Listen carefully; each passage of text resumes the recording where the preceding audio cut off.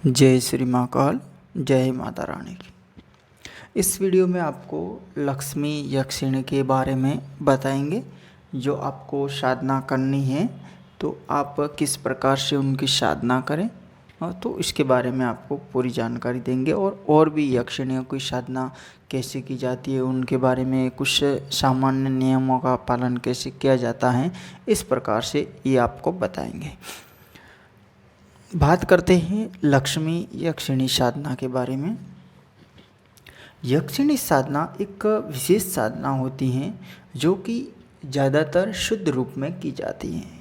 यक्षिणी और योगिनी इन दोनों में फ़र्क होता है। इसके साथ में अन्य जैसे बात करें तो पिशाचनी और शुडेल वगैरह होती है, इनमें भी काफ़ी अंतर होता है। तो यहाँ पर आपको यक्षिणी के बारे में केवल बताएंगे। यक्षिणी की साधना जैसे ही करते हैं तो उसमें एक शुद्धता का आपको विशेष ध्यान रखना पड़ता है।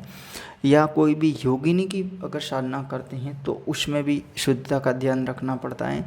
इसके अलावा अगर किसी अप्सरा की करते हैं तो भी आपको शुद्धता का ध्यान रखना पड़ता है।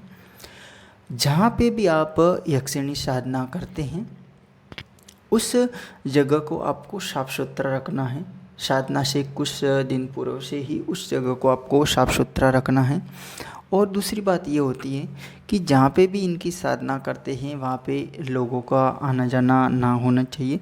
अगर मान लीजिए आप घर पे करते हैं तो वैसे ऐसी साधनाएं घर पर मतलब बहुत ही कम इनकी सिद्धि होती है, इनका अनुभव होता है, अनुभाविक तौर पर होता है, सौपनिक तौर पर, लेकिन इतनी इसमें सफलता नहीं मिलती है।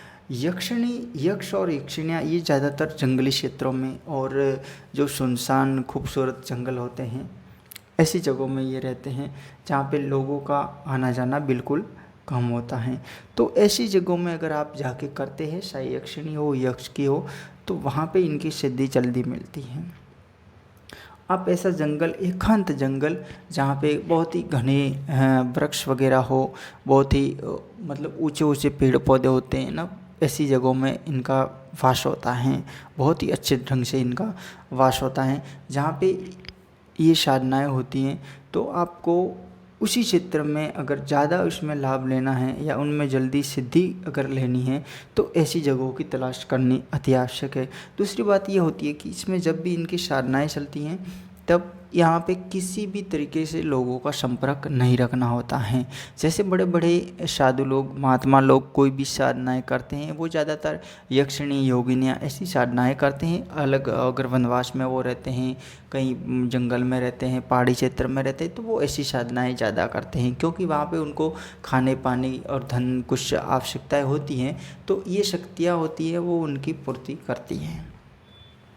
अगर आप ऐसी जगहों में जाके साधनाएँ करते हैं तो ये अवश्य रूप से सिद्ध भी होती है, प्रत्यक्ष भी होती है और इच्छाओं की पूर्ति भी होती हैं। लेकिन ये पारिवारिक तौर पर साधनाएँ करने पर इनमें सिद्धि नहीं मिलती हैं। बहुत से लोगों का कहना ये होता है कि मंत्र है, सब जगह दे रखे हैं, ये कारगर नहीं है, वो कारगर नहीं है। अब देखो ऐसी बात है कि आज का युग ऐसा है कि एक रोजगार का जरिया बन गया है और लोगों को गुमराह बना के उसका यूट्यूब पर जो भी वीडियो डालते हैं उनका थंबनेल ऐसा बना देते हैं कि लोग मतलब उनके प्रति आकर्षित होते हैं और उस वीडियो पर क्लिक करके उस वीडियो को देखने। आपको उसमें सफलता मिली या नहीं मिली, आपने उसका वीडियो देखा, उसको तो सफलता मिल गई जिसका चैनल है। तो इस बात से आपको ये ध्यान में रखना है कि कोई भी शक्ति है, इनकी एक साधना एक होती है कि ये खोज है, ये कोई स्पष्ट इनकी कोई साधना ऐसा नहीं है कि इसका जप करने से कोई भी शक्ति है वो तुरंत आ जाएगी या आपके पास में बैठ जाएगी, ऐसा कुछ भी नहीं होता है। इसकी एक खोज होती है, मंत्र एक उनका सहारा होता है, रास्ता खोजने का एक तरीका होता है मंत्र।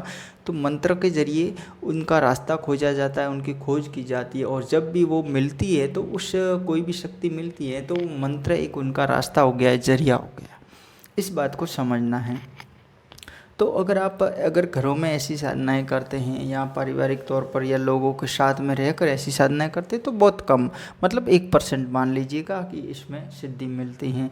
अगर आप ऐसी साधनाएँ अलग जगहों में जाकर करते हैं तो इनमें जल्दी सिद्धि मिलती है। इस बात का आपको ध्यान रखना है और लोगों से विशेषकर संपर्क में बिल्कुल ही कम आना है।